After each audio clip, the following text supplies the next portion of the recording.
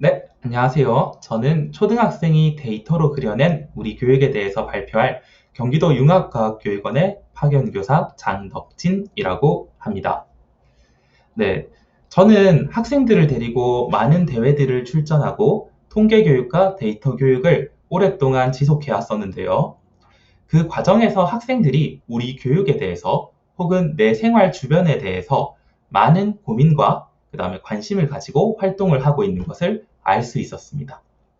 그래서 그걸 바탕으로 학생들이 과연 어떻게 우리 교육을 바라보고 있는지, 그리고 데이터를 이용해서 학생들은 어떻게 소통을 하고 있는지, 거기에 대해서 제가 한번 초등학생들의 시각이 어떠한지 설명을 드리고자 이렇게 참석을 하게 되었습니다. 자, 저는 2019년에 교육 공공 데이터라는 것을 처음 알게 되었습니다. 그래서 그때부터 이제 공공 데이터라는 것을 교육하기 시작했는데요.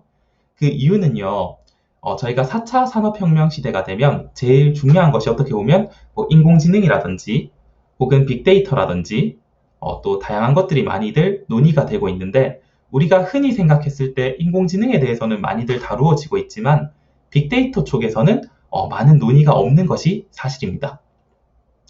그로 인해서 저는 학생들에게 정말 중요한 것은 수많은 정보의 바다에서 내가 원하는 데이터를 뽑아내서 정보를 생산하는 그런 창조자의 역할이 중요하다 생각하여서 이렇게 데이터 교육을 진행하면서 학생들의 시각을 엿볼 수가 있었습니다.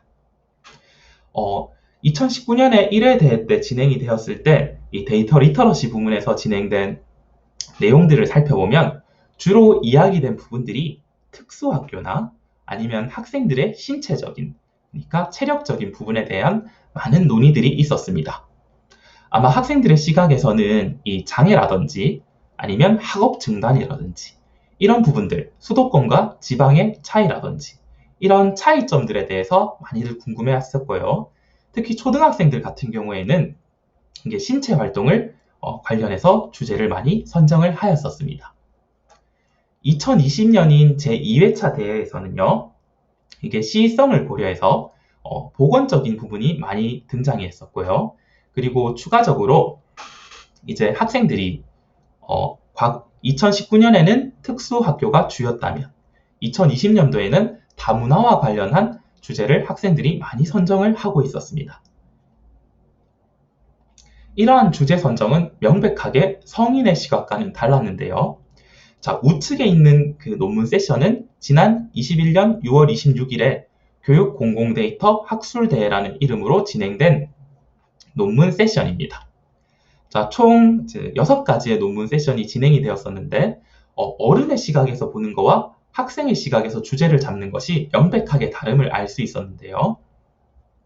어른들의 시각에서는 어떤 요인이 어떤 영향을 미치고 있는지 영향성에 대한 평가나 아니면 구체적으로 사회의 거시적인 내용들이 어떻게 영향을 주고 있는지 그 연관성을 밝혀내려는 그런 것들이 많이 시도가 이루어지고 있었습니다.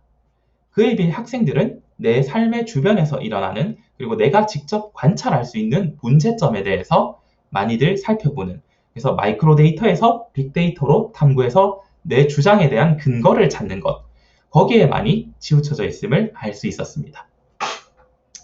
자, 그러면 실제로 초등학생들이 과연 어떤 생각을 가지고 우리 교육을 그려내고 있는지 한번 살펴보면 지금 우측에 보이는 문서는요, 실제로 현재 초등학교 6학년 학생이 분석을 했는 문서 중에 한쪽을 가지고 온 겁니다. 초등학생들은 본인들이 이제 인공지능 교육을 받을 거라는 걸 다들 알고 있어요. 그리고 인공지능에 대해서 워낙 많이들 들어는 봤어요. 그런데 직접적으로 경험을 해본 케이스가 많지 않다 보니까 이제 교육의 수요자로서 초등학생들도 자신들이 받을 교육이 어땠으면 좋을지 보다 좋은 교육을 위한 고민들을 하고 있었습니다.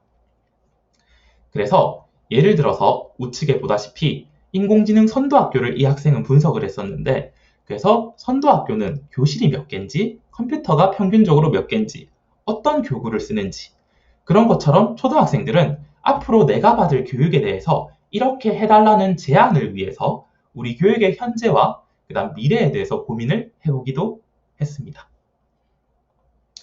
그리고 두 번째로 이거는 그 당시에 초등학교 6학년이고 지금은 중학생이 된 친구들의 조사한 내용인데요. 초등학생들은 일단은 내가 사는 범위에 상당히 관심이 많습니다. 일단은 나, 가족, 우리 반, 그 다음에 우리 학교, 그리고 우리 학교 옆을 넘으면 이제 지역사회까지. 이런 식으로 학생들은 내 주변에 대한 관심이 많았는데요.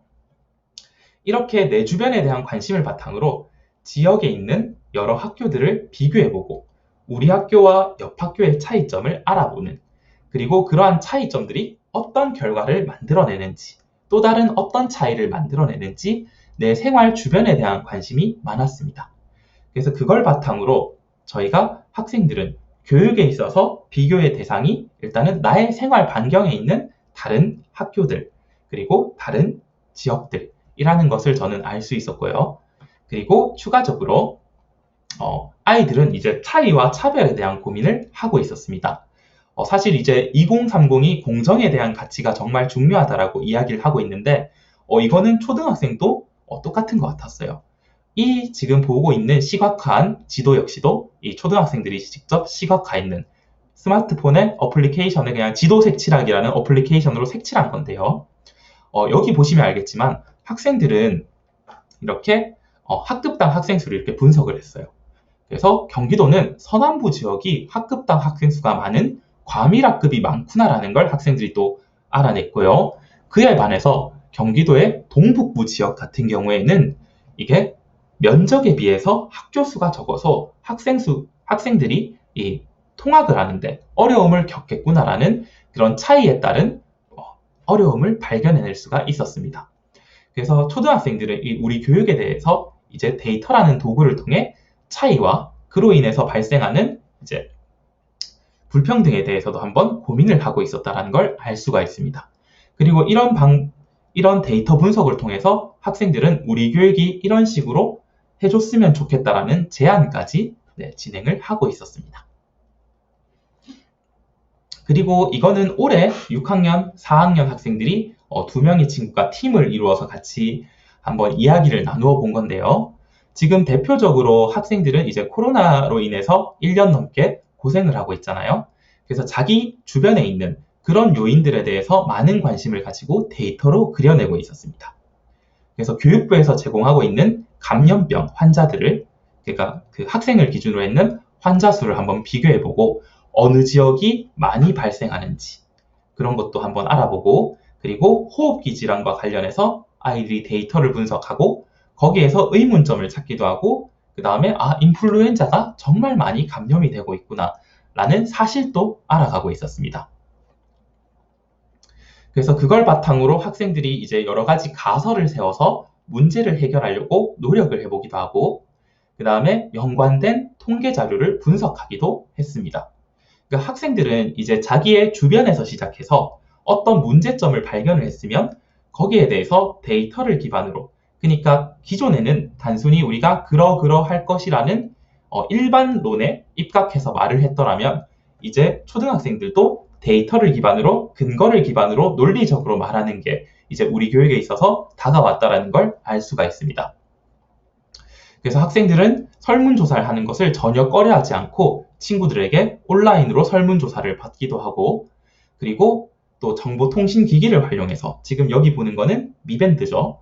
미밴드를 이용해서 이렇게 수면의 질이라든지 아니면 그 스트레스 지수라든지 이런 다양한 정보통신기기를 활용한 데이터를 받는데도 익숙해지고 있었고, 이를 우리 교육에 적용하는데도 능수능란한 것을 알 수 있었습니다.